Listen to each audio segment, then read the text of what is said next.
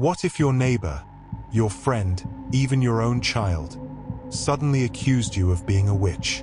No proof, no defense, just words. And in the world of Puritan Salem, those words alone could seal your fate. This isn't fiction. This happened. And the question is, how did an ordinary town descend into chaos and paranoia so quickly? In the next few minutes, we're going to uncover how the Salem Witch Trials began, how fear and suspicion spread like wildfire, and how the madness ended in tragedy. By the end, you'll see not only how 20 innocent people were executed, but how this event left scars that still echo through American history today. It all started in the winter of 1692. Salem was a small, deeply religious Puritan village in Massachusetts. Life was harsh, long winters, constant threats from disease, and conflict with native tribes. The people believed they were under constant attack from the devil himself. In such an atmosphere, fear was always just beneath the surface. Then, strange things began happening.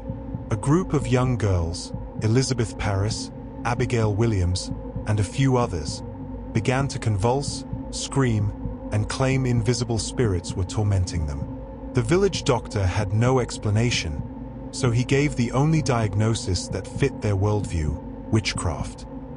The first accusations fell on 3 women who had little power to defend themselves. Tituba, an enslaved woman from the Caribbean; Sarah Good, a homeless beggar; and Sarah Osborne, a sickly outcast. They were perfect scapegoats.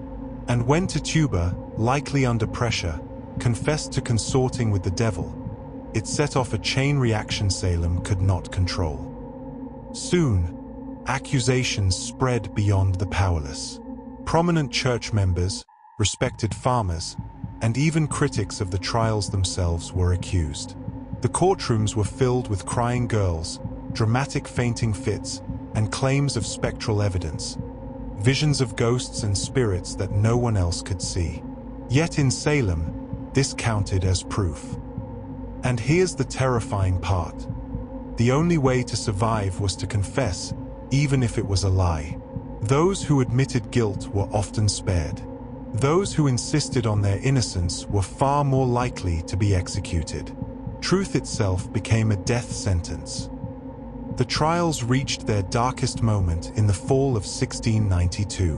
One man, Giles Corey, refused to play by the rules. He would not confess, and he would not deny the charges either. For this defiance, he was pressed to death, his body crushed under heavy stones. His legendary final words? More weight. His silence was his protest, but it cost him his life. By the time the hysteria ended, more than 200 people had been accused. 19 were hanged, and 1 was crushed to death. Entire families were destroyed. Friendships shattered. Salem was left in shock, questioning how their own community could unravel so completely. Eventually, cooler heads prevailed. The governor of Massachusetts stepped in, the special court was dissolved, and the remaining prisoners were released. But for the victims, it was too late. Innocent lives had been lost, reputations ruined, and Salem was forever marked by its darkest chapter.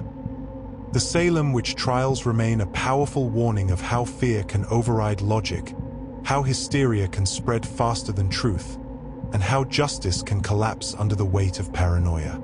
And the haunting question is this: in times of fear, could something like this happen again, even today?